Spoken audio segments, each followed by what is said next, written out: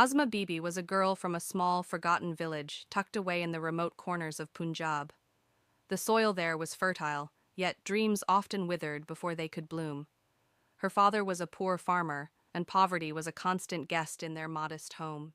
Yet Asma's eyes gleamed, with the light of knowledge, dignity, and a fierce desire to stand on her own feet.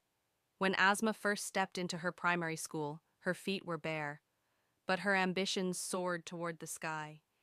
Each morning she walked miles to reach school, clutching worn-out books in her hands and a fresh hope in her heart. The villagers mocked her. "What's the use of educating a girl? She'll end up in the kitchen anyway." But Asma believed differently. She would light the fire of her own destiny with the spark of her dreams. Difficulties were the first stepping stones in her journey. There were days with no food, days without money for books.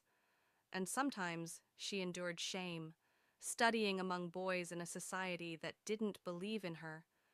But every taunt, every hurdle only deepened her resolve. In her matriculation exams, Asma topped the entire district. The news spread like wildfire. People whispered, "Could a poor farmer's daughter really touch the stars?" But this was only the beginning. She continued her education, working during the day, studying at night.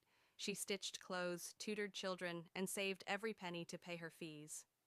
The dazzling world of the big city intimidated her when she entered university, but she never faltered.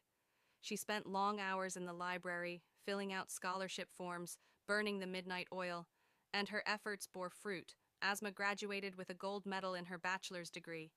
Then, one day, the dream she had once seen, walking barefoot through dusty fields, finally came true. Asma Bibi became a renowned government officer of Pakistan. When she returned to her village, no longer as a barefoot schoolgirl, but as an officer, the soil she once walked on now honored her with pride. The same villagers who once ridiculed her now lowered their eyes with respect. But Asma didn't stop there. She opened the first school for girls in her village, creating a path for every young girl to pick up a book and dare to dream. She often said, "Poverty is not a crime, refusing to dream is." The day we ignite the light of hope in our hearts, we begin to write our own destiny.